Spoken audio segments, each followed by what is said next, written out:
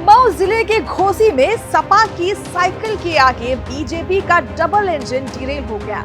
जितनी जबरदस्त तैयारी के साथ बीजेपी चुनावी मैदान में उतरी थी, उतने ही जबरदस्त तरीके से उसे हार का सामना करना पड़ा। सोचिए जरा कि भारतीय जनता पार्टी ने घोसी उपचुनाव जीतने के लिए अपना पूरा दमखम लगा दिया। 60 विधायक प्रचार में जुटे रहे। सीएम योगी से लेकर डिप्टी सीएम केशव मौर्य और ब्रजेश पाठक की चुनावी जनसभाएं कराई गई। इस पूरे उपचुनाव का वॉर रूम आजमगढ़ को बनाया गया, जहां से दोनों डिप्टी सीएम इस चुनाव की मॉनिटरिंग कर रहे थे।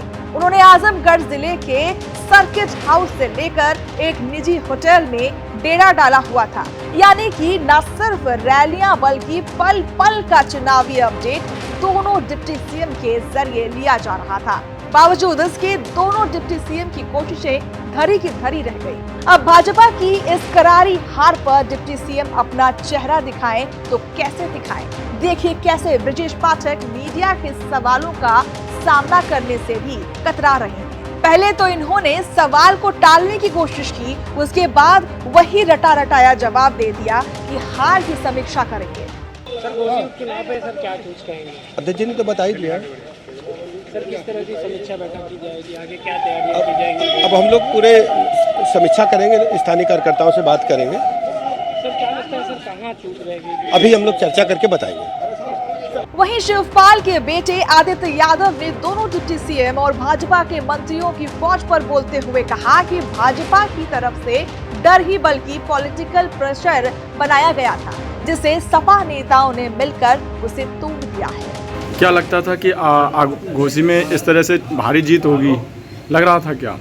नहीं, निश्चित हम लोग जब से प्रचार में थे, जो जन समर्थन मिल रहा था घोसी में, हम लोग को लग रहा था जिस दिन वोटिंग हुई, वोटिंग परसेंटेज जो देखा गया उससे भी हमको समझ में आ रहा था अगर इतना वोटिंग परसेंटेज कहीं निकल रहा है तो कहीं ना कहीं ये जो सरकार के लिए एंटी इनकम्पेंसी होती है, जो सरकार के विरोध का वो कहीं ना कहीं सभी वर्गों में निकल के आया है, तो उसका कहीं ना कहीं हम लोग को फायदा मिला। जो वहाँ पर नेताओं का डर एक पैदा हो गया था कि वहाँ बहुत से लोग, बहुत से मंत्री लोग आए हुए हैं, वो डर ही साबित हुआ या और कुछ?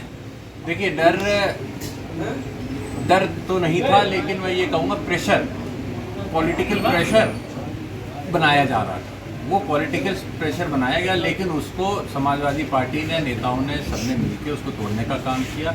जनता को भरोसा दिलाया कि आप लोग सबके साथ रहें और निश्चित ही जीत गए। वहीं सपा नेता धर्मेंद्र यादव ने घोसी में बीजेपी की हार पर तंज कसते हुए कहा कि वो इस परिणाम की जितनी समीक्षा करें कम होगा। साथ ही दारा सिंह चौहान को लालची बताते हुए कहा कि नतीजे उन नेताओं के लिए एक सबक है। जहां ये परिणाम उन धोखेबाज नेताओं के लिए भी सबक है, जो जनता के बीच किसी दल से जाते हैं और उस दल की अगर सरकार नहीं बन पाती तो सरकार के लालच में पार्टियां छोड़ के दूसरे दलों में जाने की कोशिश करते हैं और सोच लेते हैं कि जनता फिर से मोहर लगा देगी।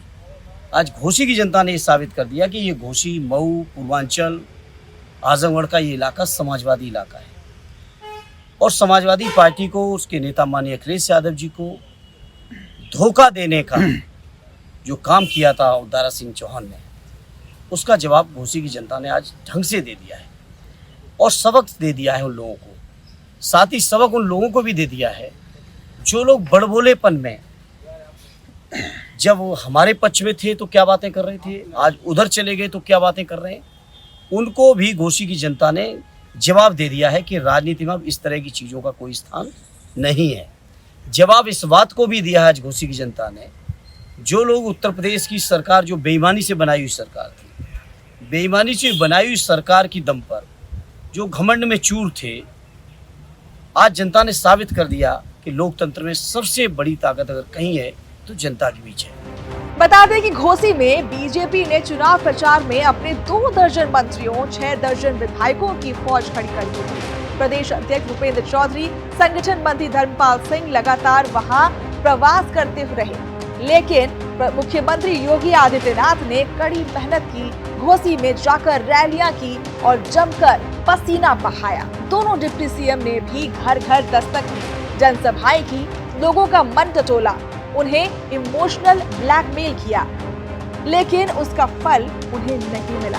जनता ने दारा सिंह की धोखेबाजी का अच्छा सिला दिया। साथ ही लोकसभा चुनाव से पहले बीजेपी को भी सबक सिखा दिया।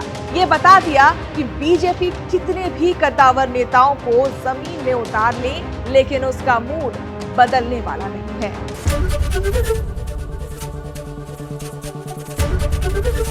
एबीपी गंगा, खबर आपकी, जुबान आपकी।